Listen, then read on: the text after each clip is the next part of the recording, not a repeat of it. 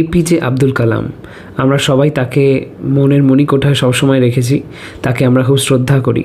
তো তার বলা বিভিন্ন লাইন, তার যে অ্যাক্টিভিটিগুলো, সেগুলো আমাদেরকে অনেক ক্ষেত্রে ইন্সপায়ার করে। তো আজকে আমি একটা লাইন তোমাদেরকে বলছি, যার মধ্যে দিয়ে আমরা ইংলিশও শিখব এবং তার অ্যাকচুয়াল যে অন্তর্নিহিত অর্থ সেটাকে বুঝতে পারবো। এই লাইনটি নেওয়া হয়েছে তার লেখা একটি বলতে পারো তার যে আত্মজীবনী, অসাধারণ একটি আত্মজীবনী উইংস অফ ফায়ার থেকে, যার মধ্যে একটি অংশ আছে স্ট্রং রুটস। তোমরা অনেকে হয়তো সিলেবাসে পড়ে থাকবে, সেখানে এই লাইনটি কিন্তু বলা হয়েছে। লাইনটি হলো, adversity always presents opportunities for introspection. আমার খুব প্রিয় লাইন, আমার ব্যক্তিগত জীবনে আমি এই লাইনটাকে খুব মেনে চলি। তো এটার অর্থটা কী, অর্থটা দেখা যাক। অ্যাডভার্সিটি অর্থাৎ প্রতিকূল পরিস্থিতি বা প্রতিকূলতা, অলওয়েজ মানে সর্বদা, প্রেজেন্টস মানে হলো উপস্থাপন করে। তো প্রতিকূলতা সর্বদা কী উপস্থাপন করে? অপরচুনিটিস, সুযোগ এনে দেয়। কিসের জন্য? ফর ইন্ট্রোস্পেকশন, আত্মবিশ্লেষণের জন্য। অর্থাৎ নিজের যে ভুলগুলো, নিজের কোথায় খামতি আছে, নিজের কোথায় ডেভেলপমেন্টের প্রয়োজন আছে, এই সমস্ত কিছু দেখার সুযোগ এনে দেয় প্রতিকূল পরিস্থিতি।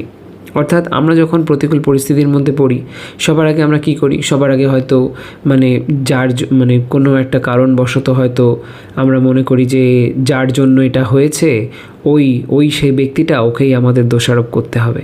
তো সবার আগে আঙুলটা তুলি আমরা অন্যের দিকে, যে তুমি দায়ী, তোমার জন্য আমার জীবনে এত বড় সমস্যা, তোমার কারণেই আজকে আমি সাফার করছি। নিজের ফল্টটা বোঝার চেষ্টা করি না। প্রত্যেকটা মানুষ তাদের জীবনে যে রং সিচুয়েশানের মধ্যে দিয়ে যায়, তার পিছনে কোথাও না কোথাও নিজের একটা না একটা ভুল ঠিক রয়ে যায়। নিজেদের সেই ভুলগুলোকে ফাইন্ড আউট করতে হবে, চেষ্টা করতে হবে কিভাবে সেটা রেকটিফাই করা যায়।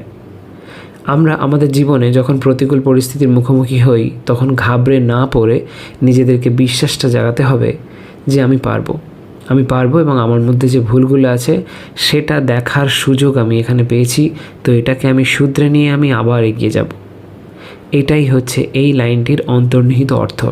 তোমরা যারা জীবনের বিভিন্ন ক্ষেত্রে হয়তো টাফ সিচুয়েশানের মধ্যে দিয়ে যাচ্ছ, তারা অন্যকে কিন্তু নিজের সমস্যার জন্য দোষারোপ করো না। নিজেদের ফল্টগুলোকে ফাইন্ড আউট করে রিকভার করার চেষ্টা করো। ইংলিশ লার্নিং করার ক্ষেত্রেও এটা একই রকমভাবেই প্রযোজ্য। ইংলিশে যেখানে খামতি আছে সেগুলোকে নিজেরা ইমপ্রুভ করার চেষ্টা করো।